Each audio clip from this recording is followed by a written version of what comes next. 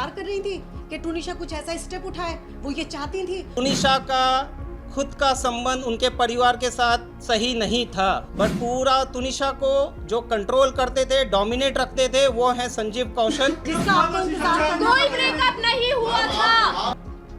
टूनिशा का खुद का संबंध उनके परिवार के साथ सही नहीं था। उनकी माँ इन चीज़ों को बहुत अच्छे से जानती है। टूनिशा के पिताजी के देहांत के बाद टूनिशा अपसेट रहती थी। टूनिशा ने अपने पिताजी के साथ जो लास्ट बर्थडे मनाया, उसके बाद आज तक खुशी से कोई बर्थडे नहीं मनाया है। ये फर्स्ट बर्थडे अपना खुशी से मनाने वाली थी। टूनिशा के माँ का और संजीव कौशल जी का क्या संबंध है, पुलिस इसकी जांच कर रही है, बट पूरा टूनिशा को जो कंट्रोल करते थे, डोमिनेट रखते थे, वो हैं संजीव कौशल और टूनिशा की माँ वनीता शर्मा। जहाँ तक टूनिशा के संबंध हैं, टूनिशा और संजीव कौशल के संबंध बहुत ही खराब थे, खराब टू सच एन एक्सटेंट कि टूनिशा उनका नाम सुनते ही एंजाइटी और पैनिक अटैक में आती थी। इसके ऊपर हम ज़्यादा कुछ नहीं कहेंगे क्योंकि पुलिस अपनी जांच कर रही है, संवेदन मुद्दा है। हम आपसे भी अनुरोध करते हैं कि कुछ चीज़ों को संवेदनशीलता के साथ दिखाया जाए। संजीव कौशल जी और वनीता जी टूनिशा प्लस उसके पैसों को फुल कंट्रोल करते थे।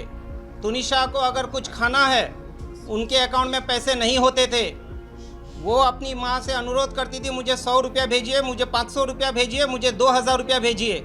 उनकी माँ काफ़ी प्रश्न करने के बाद वो पैसे उनको फॉरवर्ड करती थी।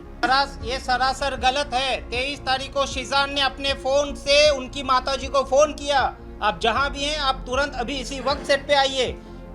किस कारण से किया था वो मैंने ऑलरेडी आपको कहा है। पार्थ को उन्होंने अपना मोबाइल दिखाया जहाँ पे एक फांसी का फंदे का फ़ोटो दिखाया था।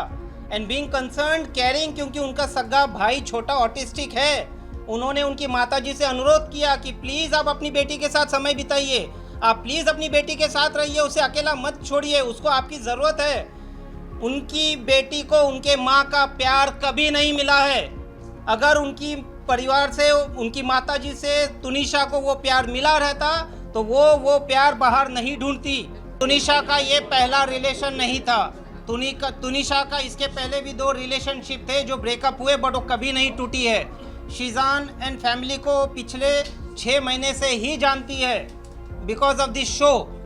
और इनका रिलेशनशिप जो कथाकथित कह रहे हैं कि 2 महीने का था, 2 महीने का भी रिलेशनशिप इस तरह से था कि दोनों ने आपस में बातचीत की कि अपने अपने करियर को फोकस करते हैं, लाइफ में आगे बढ़ते हैं। सही वक्त आएगा, इस चीज़ों पे भी हम बात करेंगे। Let's focus on a career.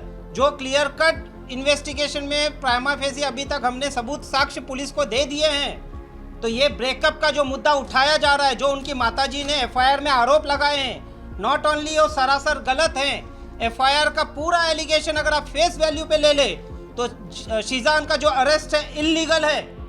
Power of arrest has been misused by the police. Supreme Court ने एक नहीं सीरीज ऑफ जजमेंट में, जितना कहोगे उतना जजमेंट दे दूंगा, लिखा है कि arrest, don't arrest mechanically. Prima facie police के पास क्या साक्ष्य आए, क्या इन्वेस्टिगेशन किया, क्या सबूत आए कि शीजान को अरेस्ट करना पड़ा, इन चीज़ों का अभी तक कोई क्लैरिफिकेशन। को अगर आपका बच्चा आके बोलता है कि मुझे थप्पड़ मारा गया है और सेट पे मारा है या मुझे टॉर्चर किया जा रहा है, आप लोग क्या करेंगे? क्या करेंगे आप लोग? आप लोग इंतजार करेंगे? आप लोग सिर्फ फोन पे कॉन्वर्सेशन करेंगे? आपका फर्स्ट रिएक्शन क्या होगा? हमारे बच्चे को थप्पड़ मार दे और मैं बैठी हुई हूँ, मैं एज ए माँ होने के नाते बात कर रही हूँ, आप फादर हैं तो मैं क्या करूँगी? मैं बैठी रहूँगी, बस मैं फ़ोन पे बात कर रही हूँ। मेरे घर पे उनका आना जाना था, मेरे घर पे आती थी, वो मुझे फ़ोन करके कह सकती थी, मेरे घर पे डायरेक्ट आ सकती थी, वो आती थी मेरे घर के ऊपर, मैं डिनाई नहीं कर रही हूँ। अच्छे से खाती थी, पीती थी, बात करती थी, रहती थी, सब कुछ था उनका।